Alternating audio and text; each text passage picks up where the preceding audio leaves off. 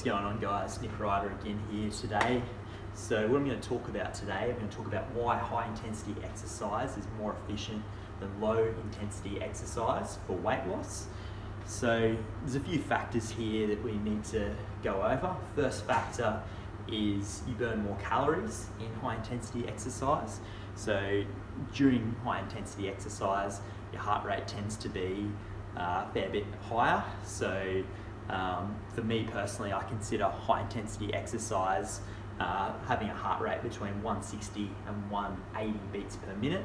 So you work out your anaerobic threshold heart rate based on 220 minus your age. So is your max heart rate, and then you take another 20 beats off that, and then that's around the heart rate that you should be working at. So let's say for a 30-year-old, for example, max heart rate 190, then 170 beats per minute is a good sort of target heart rate to work in when you're doing your high intensity intervals.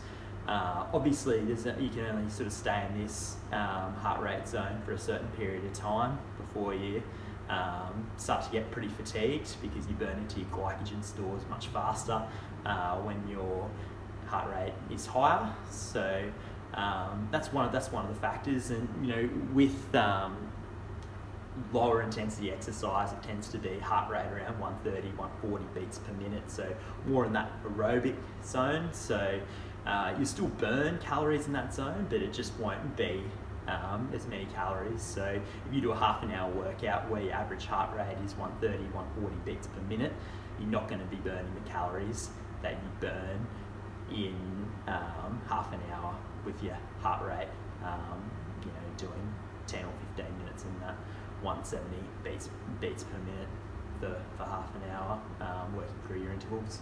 So that's that one there.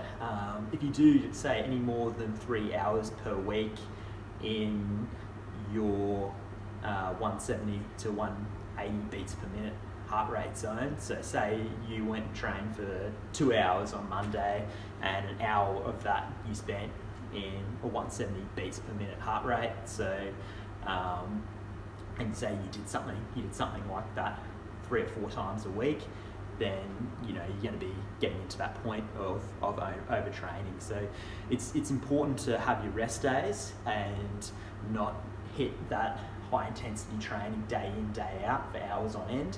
If you're doing workouts sort of like just a high intensity workout or an F45 training session, something like that, where you're getting rest and just short bursts, and your heart rate drops back and it goes back up again, yeah, that's not too bad. I mean, you can still get in a fair few of those sessions, and you might be starting to feel a little bit flat by the time you get to your 5th, 6th session, but it should be pretty good.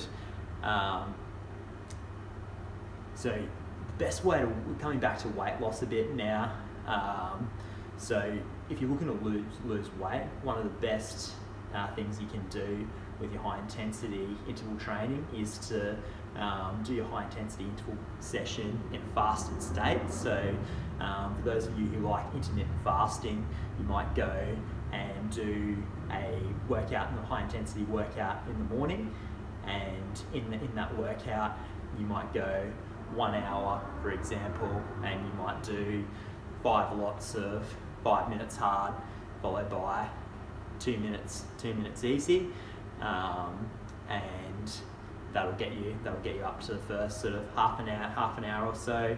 Then you might go and do 3 minutes hard, 3 minutes easy, and do that 5 times through, and that might be your workout in the morning. What this will allow you to do is it'll allow you to burn into your fat stores. So what happens is, in our bodies, we burn we burn carbohydrates first, fats second, and muscle third.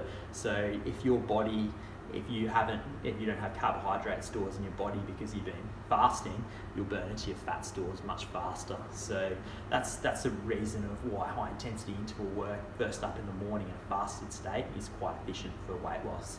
Thanks, guys. Catch you later.